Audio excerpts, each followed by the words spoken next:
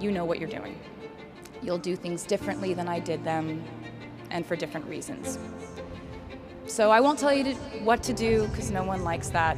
I will, however, give you some life hacks I wish I knew when I was starting out my dreams of a career and navigating life, love, pressure, choices, shame, hope, and friendship.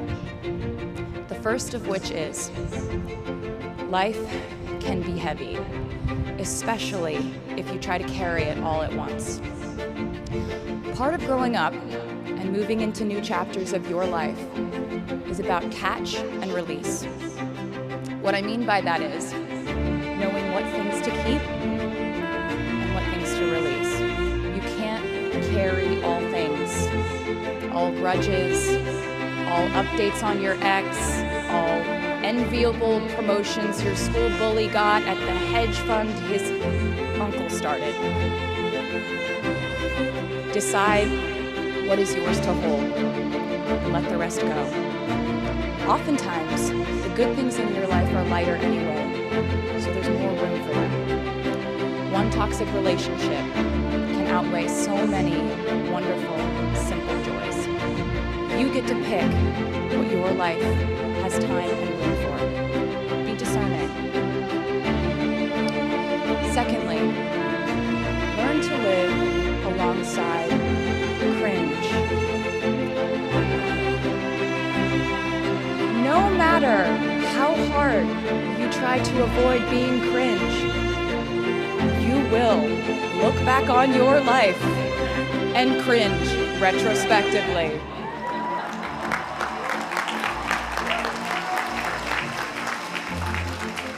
Cringe is unavoidable over a lifetime. Even the term cringe might someday be deemed cringe. I promise you, you're probably doing or wearing something right now that you will look back on later and find revolting and hilarious. You can't avoid it, so don't try to. For example, I had a phase where, for the entirety of 2012, I dressed like a 1950s housewife. But you know what? I was having fun. Trends and phases are fun. Looking back and laughing is fun. And while we're talking about things that make us squirm but really shouldn't, I'd like to say I'm a big advocate for not hiding your enthusiasm for things. Never be ashamed of trying. Effortlessness is a myth. The people who wanted it the least were the ones I wanted to date and be friends with in high school. The people who want it the most are the people I now hire to work for my company.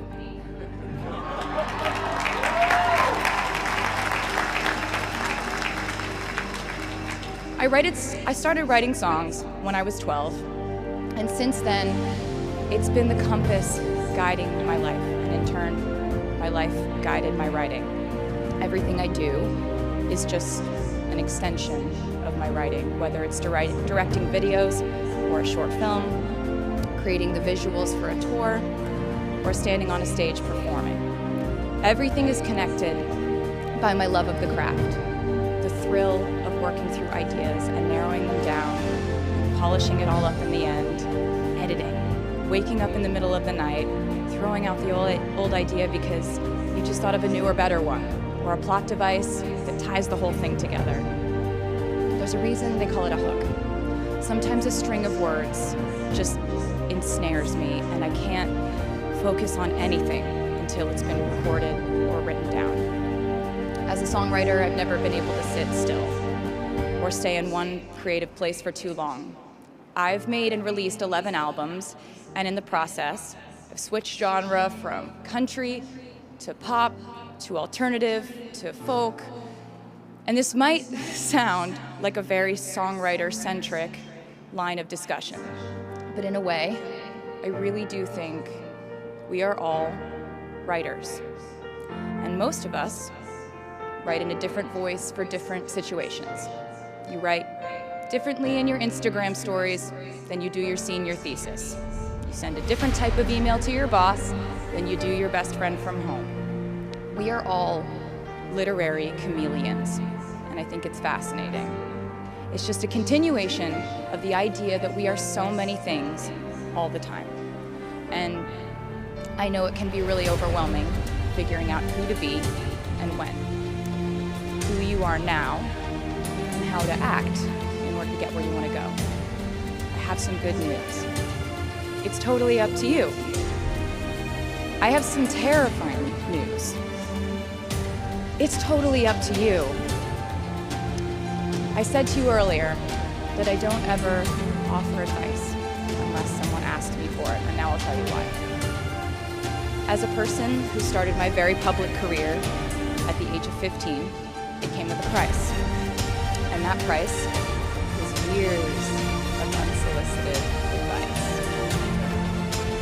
Being the youngest person in every room for over a decade meant that I was constantly being issued warnings from older members of the music industry, media, interviewers, executives, and this advice often presented itself as thinly veiled warnings. See, I was a teenager at a time when our society was absolutely obsessed with the idea of having perfect young female role models. It felt like every interview I did included slight barbs by the interviewer about me one day running off the rails. And that meant a different thing to every person who said it to me. So I became a young adult while being fed the message that if I didn't make any mistakes, however, if I did slip up, the entire earth would fall off its axis and it would be entirely my fault, and I would go to pop star jail forever and ever. It was all centered around the idea that mistakes equal failure, and ultimately the loss of any chance at a happy or rewarding life. This has not been my experience. My experience has been that my mistakes led to the best things in my life. And being embarrassed when you mess up, it's part of the human experience. Getting back up, dusting yourself off, and seeing who still wants to hang out with you afterward and laugh about it, that's a gift. The times I was told no, or wasn't included, wasn't chosen, didn't win, didn't make the cut, looking back, it really feels like those moments were as important, if not more crucial, than the moments I was told yes. Not being invited to the parties and sleepovers in my hometown made me feel hopelessly lonely. But because I felt alone, I would sit in my room and write the songs that would get me a ticket somewhere else. Having label executives in Nashville tell me that only 35-year-old housewives listen to country music, and there was no place for a 13-year-old on their roster, made me cry in the car on the way home. But then I'd post my songs on my MySpace, and yes, MySpace. And I would message with other teenagers like me who loved country music, but just didn't have anyone singing from their perspective. Having journalists write in-depth, oftentimes critical pieces about who they perceived me to be made me feel like I was living in some weird simulation. But it also made me look inward to learn about who I actually am. Having the world treat my love life like a spectator sport in which I lose every single game was not a great way to date in my teens and 20s. But it taught me to protect my private life fiercely. Being publicly humiliated over and over again at a young age was excruciatingly painful, but it forced me to devalue the ridiculous notion of minute-by-minute, ever-fluctuating social relevance and likability.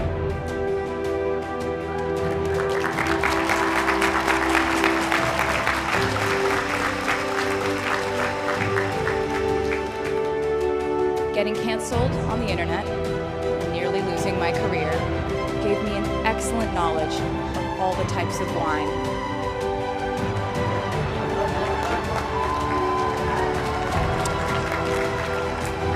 I know I sound like a consummate optimist, but I'm really not. I lose perspective all the time. Sometimes everything just feels completely pointless. I know the pressure of living your life through the lens of perfectionism. And I know that I'm talking to a group of perfectionists because you're here today, graduating from NYU.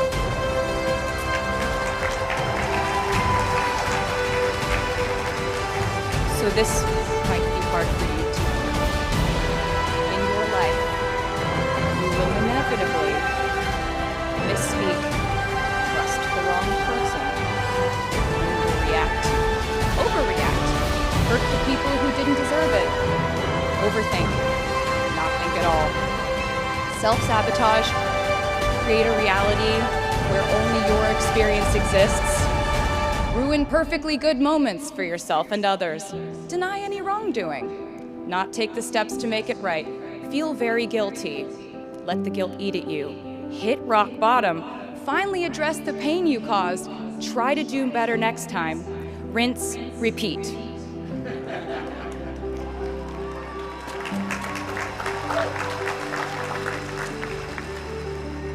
And I'm not gonna lie, these mistakes will cause you to lose things. I'm trying to tell you that losing things doesn't just mean losing.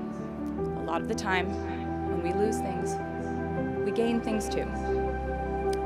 Now you leave the structure and framework of school and chart your own path.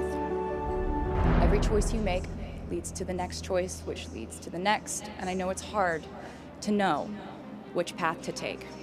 There will be times in life where you need to stand up for yourself. Times when the right thing is actually to back down and apologize. Times when the right thing is to fight. Times when the right thing is to turn and run. Times to hold on with all you have. And times to let go with grace. Sometimes the right thing to do is to throw out the old schools of thought in the name of progress and reform. Sometimes the right thing to do is to sit and listen to the wisdom of those who have come before us. How will you know what the right choice is in these crucial moments? You won't. How do I give advice to this many people about their life choices? I won't. The scary news is you're on your own now. But the cool news is you're on your own now.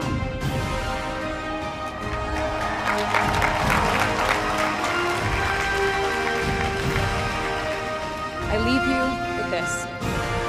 We are led by our gut instincts, intuition, our desires and fears, our scars and our dreams.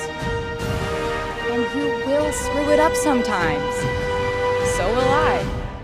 And when I do, you will most likely read about it on the internet. Anyway, hard things will happen to us. We will recover. We will learn from it. We will grow more resilient because of it. And as long as we are fortunate enough to be breathing, we will breathe in, breathe through, breathe deep, and breathe out. And I am a doctor now, so I know how breathing works.